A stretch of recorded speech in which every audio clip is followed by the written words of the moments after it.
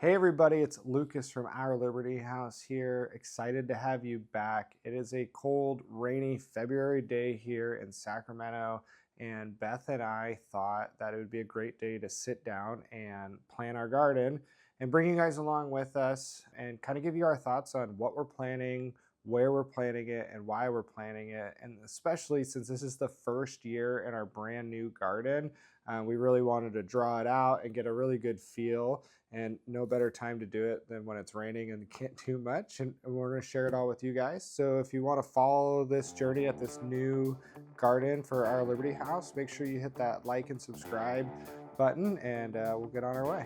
All right, first and foremost, I wanted to show you guys our garden layout here because Beth and I are both Virgos. Of course, we drew it out somewhat to scale and listed everything we're going to be planted. So just to kind of orient you guys to what this is this is our front yard. So the house and the walkway from the driveway that's over here is right here. Here's the house.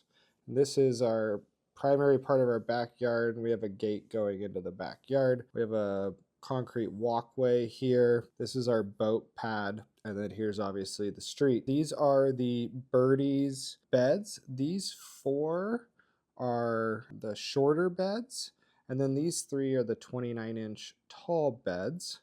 The plan here is to have 3 arched trellises connecting some of the beds. These two will be 4 feet wide, and then this will be 8 feet wide. And that's going to be all of our vertical trellising, at least in this iteration of the garden. To give you guys a little bit more orientation, the front yard faces east. So this is east. So the sun's going to be transitioning from the morning over here to the west, and then the house and some of the neighbors' trees will hopefully provide some better shade for that really brutal 4 to 6 p.m. heat that we get here in Sacramento. So that's why we chose to put the garden in the front yard for the amount of space we have, and 2, the lighting will be almost, knock on wood, perfect for growing wide varieties of stuff, and we can use other things to shade things as needed or capture as much sun time as we can. All right, let's go over the seeds that we're going to be planting this year. Something to note is we're not really buying any seeds this year. We really wanted to go through everything that we've had. We've had really good success with everything we've had, but just kind of do a good seed clean out this year. So the first thing I'm going to go over is our tomatoes. Something that is somewhat new for us this year are determinate tomatoes.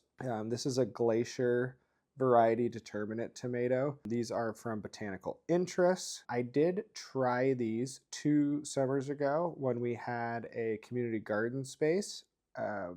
I don't know if they failed because of the variety or if they failed because the soil there was terrible. Even after I think I moved 5 yards of compost into that, they just kind of got stunted and didn't grow.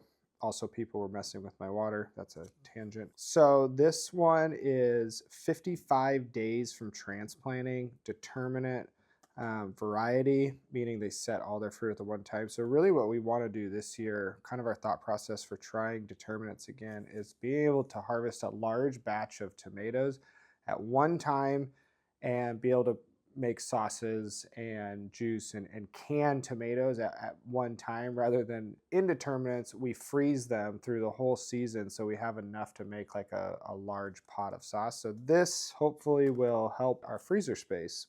The other determinate variety that we are planting is an Ace 55, also from Botanical Interest. This variety of determinate is probably, from my research, one of the most popular in the gardening community. It's an heirloom variety. This one is 80 days from transplant to harvest, are prolific producers per the internet. We want to do 2 rows of determinates, the Ace 55 and the Glacier. So why don't we split the middle of these beds with 6 determinate plants each in an 8-foot bed. Should be plenty. We've done these, the Berkley Tie Dye, over the years. Just like a good round slicing tomato, but they get the really cool striations and color, hence the tie-dye name. But we've grown these a couple times, had good success. Okay, Probably my favorite tomato I've ever eaten is the black Krim. These are absolutely delicious. This one is from Botanical Interest. Large, indeterminate slicing sandwich tomato. I mean, beautiful, dark purple, black Krim tomato. They're meaty. Really do recommend if you're a tomato lover, try these out. The green zebra tomato from San Diego Seed Company. Very similar structure to the Berkley Tie Dye. These just happen to be green and striated. Really, really strong producer though. I mean, I remember one year we had more than we knew what to do with. They're very sweet in a good way, and also meaty, great for snacking on. Not what you know is like a normal tomato, I would say. I do think these are a fun mix-up to add to your garden repertoire. Then we can do black Krim over this arch, and we'll do one on each side. I'll probably just do 3 across. It's a 4-foot bed, like it'll be a little tight, but they'll be able to go over. So that'd be black Krim, green zebra, same concept here, and then Berkley tie dye, black Krim, green zebra, Berkley tie dye. Okay, moving on, cherry variety. This is the Sungold, another very iconic variety. This one is from Botanical Interest as well.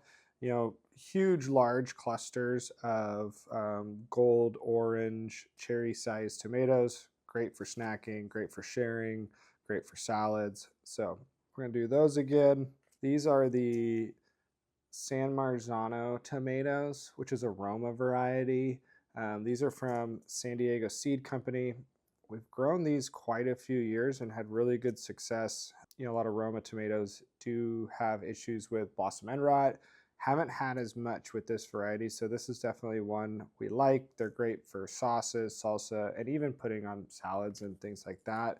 Again, they're semi-determinate, but more treat them like an indeterminate. Sungold, be pretty to see from the window. We'll go San Marzanos. We'll do 2 rows of San Marzanos because they grow really well. Make sauces.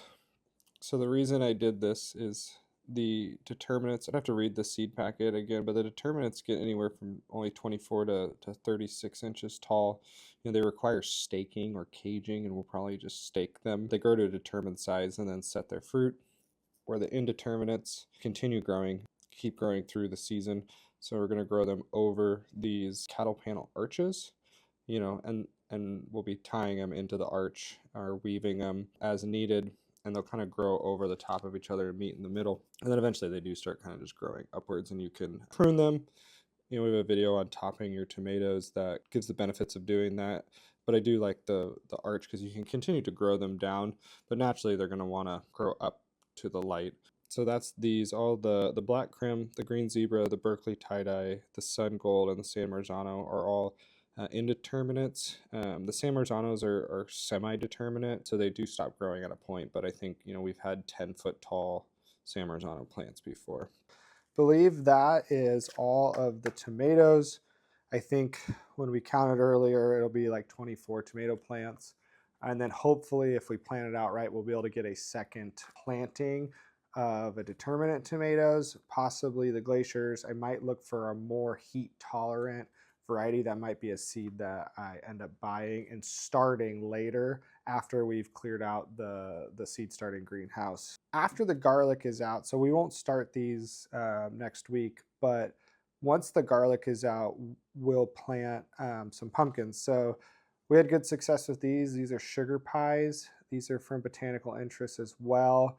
Really good, like carving size pumpkin, but they're also good for eating. We didn't make any like pumpkin pulp out of the last batch of these we grew just because Beth was pregnant and we were running around crazy. So they are supposedly really good for eating. So it's a multi-use pumpkin. Again, they'll be able to grow in a lot of the open space we have down by that bed. Another cool large pumpkin that we're going to be growing is the Cinderella. These got a really like cool ribbing to them, and they got this like really deep dark orange color, so aesthetically they look good, and then like texturally they're cool too. So these will also go in that same bed with the sugar pie.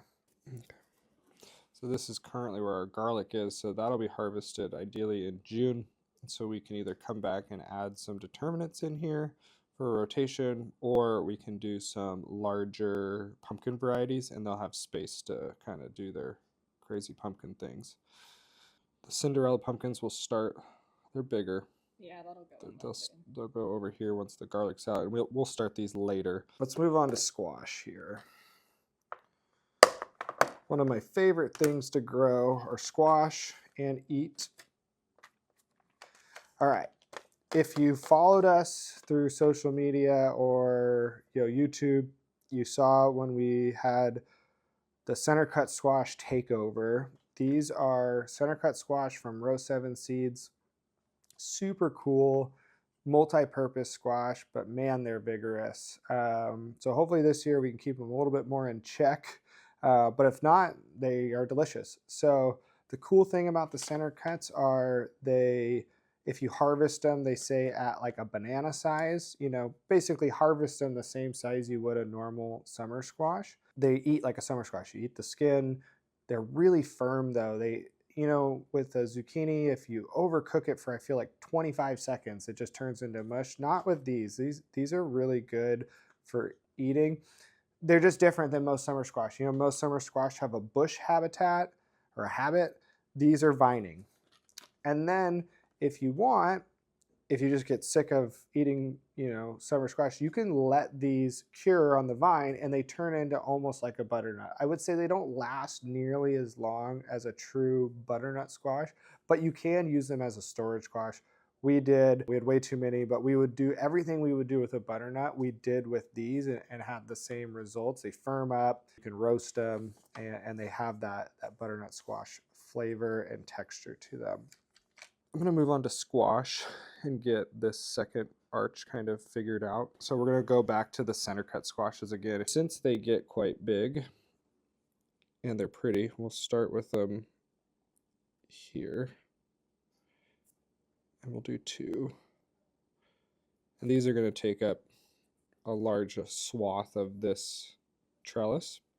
High mowing, it's a winter squash. Spaghetti squash, which I always love winter squashes you plant in the summer. It just doesn't make sense, but you can store them through winter. I believe 2 years ago was the first time we grew these. They grew really good. We got more than we needed, and they're just a fun dinner thing to do. You roast them up and they get that spaghetti strand. So we'll plant a couple of these, some spaghetti squash. So we'll do 2 of those in the middle. This might be a couple plants each, maybe 2 or 3, but they'll also fill in the middle of this trellis. Another item that is going on that arch on the walkway are these Jack B. Little pumpkins. They're just mini pumpkins. They're fun. They're super cool. It'll be just like a more of an aesthetic thing. Nora, our daughter, will love to pick them and carry them around. They're Nora-sized pumpkins. The Jack B. Little's pumpkins over the top of here. So we'll do some of those there, and that's gonna fill in this whole trellis, which is, under our walkway. You'll see the pumpkins hanging, the squash hanging, so that'll be fun. Moving on to more of a summer squash variety is our Costada Romanesco. These are a summer squash. If you like zucchini, I would try something like this. They have more flavor. They're a little nuttier. They have a ribbing on them as well. They're an Italian variety. They're really good. I would recommend if you are a summer squash fan, or if you get bored of just the generic green zucchini, try something like this. We've had good success with these. I like them eating better than just a traditional green zucchini. 2 of these. Okay, couple other things. Let's look through the miscellaneous summer. Beth really wants to grow corn, and it'll be fun for Nora. They're cool. You see these big corn stalks. They're delicious. I believe we have 2. Again, we're not buying any seeds this year, so it's kind of mining through what we have, but we'll probably go with these Renee's Garden Early Casino Corn. It's a hybrid. I grew these at the community garden. These were successful even when people were shutting my water off. Again, not salty about it. But yeah, so we'll do a couple rows of corn in the far bed, kind of out of the way so they don't shade out too much other stuff. Some corn here. I'm going to kind of stagger it. So we'll do like 2 rows of corn here in the middle. They can be planted pretty tight. I think the logical move here is to go to peppers. So we grow a variety of sweet and snacking peppers and also grow some hot peppers. Over the years, we've grown habaneros, ghost chilies, Carolina Reapers, all too hot for us now. We've determined it's fun to grow, not so fun to figure out what to do with 150 habanero peppers unless you're really into that kind of thing. So we've really slimmed it down. And let me find really this early jalapeno from Botanical Interests has been the one recently we've had the most success with as far as quantity of peppers per plant, heat tolerance, and just really a friendly like growing pepper. They do produce early, hence the early jalapeno. They're good sized and they have like a nice smoky flavor to them. So I do recommend trying this if you've been struggling with other jalapeno varieties. So the biggest thing, we grow a lot of our jalapenos. So we'll do probably 4 plants. Flavorburst. So it's a hybrid F1. These are from High Mowing. These are multicolored, lime green to yellow, and they end up gold when they're fully ripe. They're snacking peppers, 3 to 4 inch ripening peppers. Here in Sacramento, with the heat that we get in the midsummer, I tend to prefer a snacking pepper over the full-size bells. We will grow them, but you just chasing around sunshades and stuff like that, I've had much more success with the snacking peppers. So that's what we're going to do, a couple of those. This is the Milena F1 sweet pepper, also from High Mowing Seeds. Very similar, 3 to 4 inch fruits. They get a little bit bigger, but we've had good success with these. This is actually an orange one, an orange bell, just fun to grow. Mellowstar F1 hybrid from Johnny's. It's a Shishito variety. Great, just flashed in a super hot pan, get a little crust on them. But yes, these are also good. So that's all of the peppers. Something we're gonna come back to and try again here is the Habanada Pepper from Row 7 Seeds. Really cool pepper. It is a heatless habanero. I had my doubts when I first bit into one, just willy-nilly, that I was gonna get lit up with biting into a raw habanero pepper, but they're not. They have all that great flavor a habanero provides without the heat. We're going to give these a shot again. I think in our previous garden setup where we had it planted, it didn't get nearly enough sun. So here it'll get plenty of sun. Habaneros like sun. They get like a nice big canopy, and this has the same growing habits as a habanero.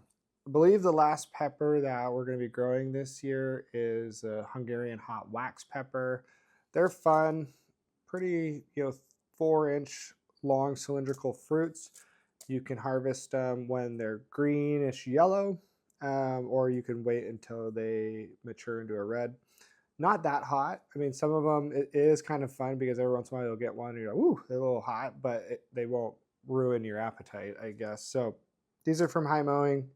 We're going to plant a couple of these. Another good snacking multi-use pepper. You can make almost like hot banana pepper, like quick pickles and stuff like that we put on sandwiches. And then this Mellowstar, Milena, and Flavorburst are just like multicolored snacking peppers. Actually, let's do a habanada again. Okay. I wonder if we can do like the 4 corners, like some peppers maybe? Yeah. We can do the Milena, Flavorburst. We could do 2 actually, probably. And then we'll mix in a bunch of flowers all around these. Mellowstar. Maybe we'll do Hungarian wax. So what my thoughts are is that we plant pretty spread out and then we mix flowers in all over. Great for pollinators. It's great for aesthetics. And the soil health too. And the soil health, yes. Of course. So I think that's plenty of peppers. Talk about cucumbers. So these are an Armenian cucumber. These are from Botanical Interests. These Armenian cucumbers do really well in our dry heat of the summer, and they're tasty. They have a different flavor than an English cucumber or an Adam F1 that are super common. Our gherkin. These are technically a melon, I believe.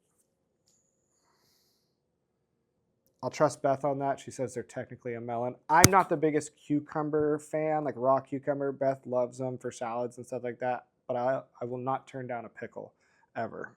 Oh, it does say it right here on the packet. It's technically a variety of melon. Hence, what she was just saying is the heat of our summer. Melons do fine in heat, where every cucumber I've grown turned into like a bitter mess. We'll probably do that over here because the Jack B. Little, if my memory serves me right, the foliage isn't nearly as large as like a more of a carving pumpkin, and the Centercut leaves are quite large as well.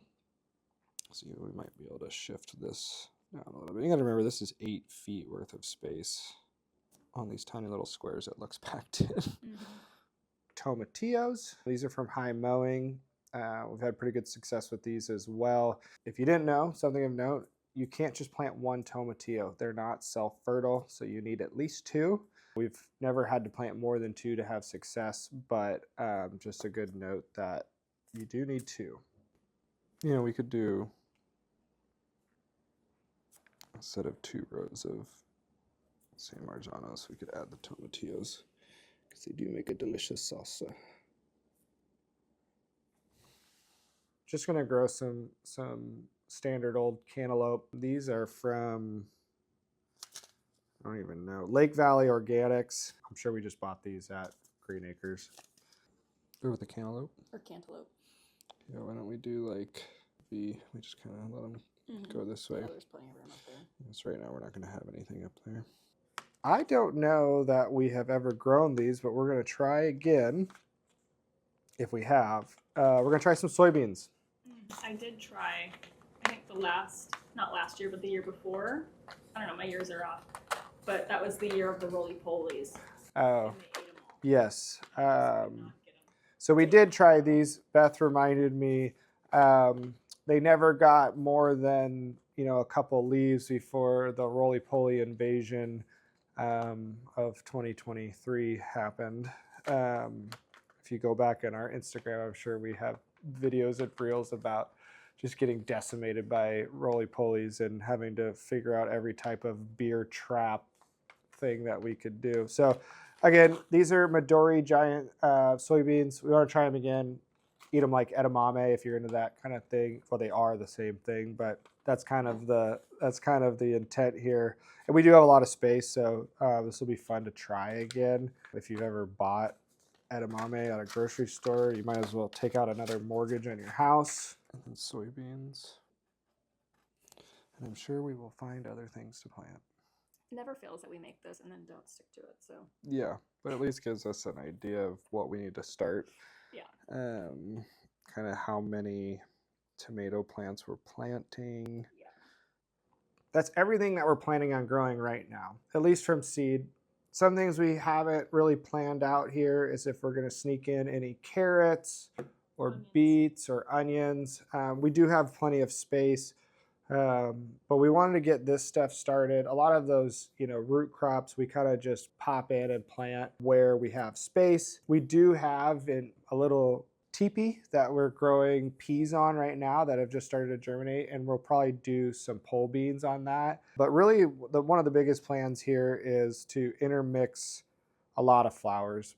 I don't know that anybody has gardened in this area very much. Certainly not this house. It was a rental house. And we really just want to help boost that ecosystem here with as much good soil health, bring pollinators into this area. So we're going to plant a lot of flowers. We're going to border the whole front most likely with some perennials, and then the back probably up against the house with some perennials. Beth has some artichokes that she started, so we'll plant a couple artichokes. We have one blueberry, and we'll probably get another one that'll go in ground. So there will be more, but I really wanted to give you guys just kind of a high-level overview of what we're planning, and especially with a lot of this stuff, what we're starting. So there'll be a video coming out next week, ideally, of us starting these seeds and our process. You can see our seed starting setup. But the peppers and the tomatoes, we typically start 8 weeks out from when we want to plant. So that gives us all of February, all of March for them to get ready. And then we pray that it's warm enough in April, or we have to keep them in the garage under lights or move them in and out. And we've had to do that before. But we like to be ready just in case we have an early warm spell and we can get stuff in early. So that's why we typically do the first week of February. We start seeds and then go from there.